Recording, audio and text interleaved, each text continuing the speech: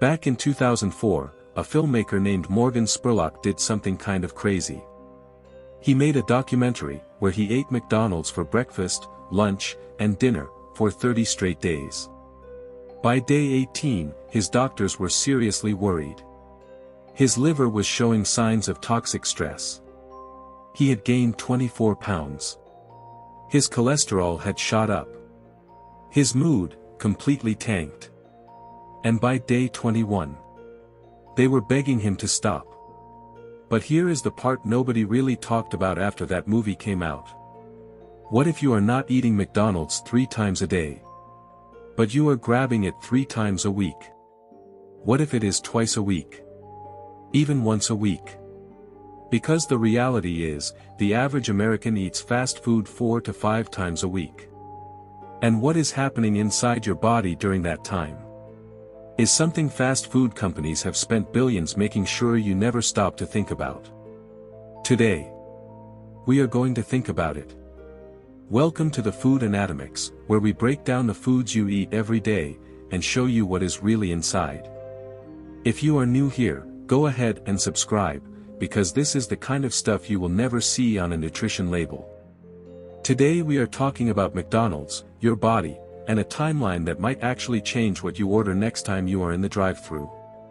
So let us start with the very first bite. The second that first bite of a Big Mac hits your tongue, your brain lights up. It releases dopamine. The same feel-good chemical involved in things like alcohol, nicotine, and even gambling. And that is not random. McDonald's food is carefully designed to hit what food scientists call the bliss point. That is the sweet spot, the exact mix of fat, sugar, and salt, that creates the strongest reward response in your brain. Dr. David Kessler, the former head of the FDA, spent years looking into how fast food companies design their meals. His takeaway. He said the food is intentionally engineered to be hyper-palatable, basically, so good, that it overrides your body's natural I am full signals. In simple terms, your brain is getting played. Now add the Coke. A medium McDonald's Coke has 44 grams of sugar, that is about 11 teaspoons, in 1 cup. As soon as that sugar hits your bloodstream, your pancreas jumps into action and releases a big wave of insulin to handle it. Your blood sugar shoots up, and you feel that quick burst of energy. But here is the part that really matters. That spike does not last. It drops, hard. And that crash, that is what makes you feel hungry again about an hour and a half later. So the hunger you feel after eating McDonald's, is not because something is wrong with you. It is your body responding exactly the way this food was designed to make it respond. By the time you go to bed that night, your body is still hard at work dealing with what you ate earlier. Let us say your meal was a Big Mac, medium fries, and a Coke. That adds up to roughly about 1,100 calories. Around 1,500 milligrams of sodium, roughly 65% of what you are supposed to have in an entire day. 44 grams of sugar. And 19 grams of saturated fat. That sodium is doing something very specific while you sleep.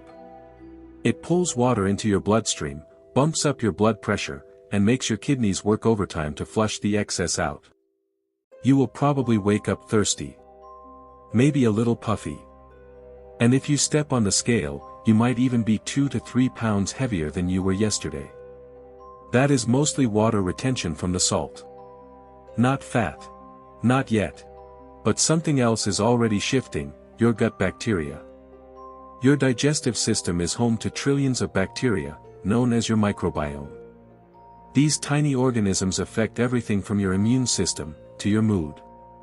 Research has shown that even a single day of heavily processed food, can noticeably change the balance of that microbiome. The bacteria that thrive on processed, sugary, fatty foods start multiplying.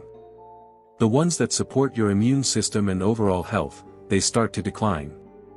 One meal. One day. And changes are already happening inside you, that you cannot see, and cannot feel. Now imagine this is not a one-time thing. You have had McDonald's 4 or 5 times this week, which for a lot of people, is pretty normal. By day 7, your liver starts stepping into the picture. Fast food like this is loaded with refined carbs and unhealthy fats. When your liver has to process a steady stream of that, it starts turning the excess into fat, and storing it right there, in the liver.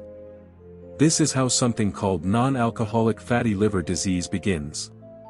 It used to be uncommon. Now, it affects roughly 1 in 4 adults in the United States. And here is the scary part. You do not feel it. There are no early warning signs.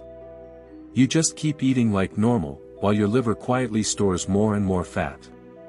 Now let us talk about the fries, because the fries really deserve their own moment. They start as russet Burbank potatoes. Pretty ordinary. But what happens between the farm and your tray, is anything but simple. Those potatoes are blanched in hot water, fried in oil, flash frozen, shipped to restaurants, fried again, and then finally, served to you. And the oil they are cooked in, includes beef flavoring. That is a big reason why the fries taste so distinctive, and why some vegetarians and vegans have been caught off guard by them over the years. There is one more thing worth knowing. When starchy foods like potatoes are fried at very high temperatures, they form a chemical called acrylamide. The World Health Organization classifies it as a probable carcinogen. It is not just in McDonald's fries, you will find it in a lot of fried foods. But it is still something most people have absolutely no idea they are eating. This is where Morgan Spurlock's experiment really starts to hit home. By day 30 of eating nothing but McDonald's, his blood work looked rough. His cholesterol had jumped by about 65 points.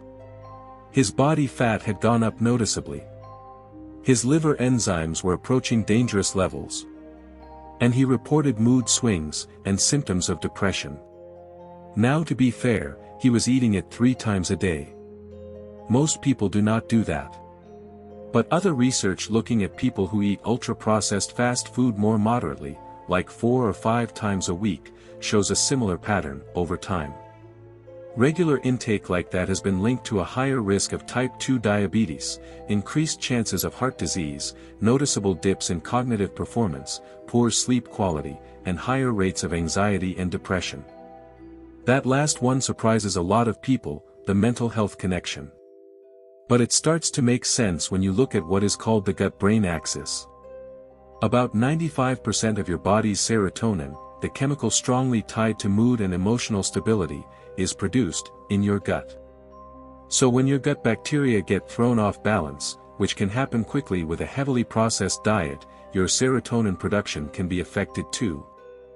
That is one reason people who rely heavily on ultra-processed foods often report feeling more anxious, more irritable, or just mentally off.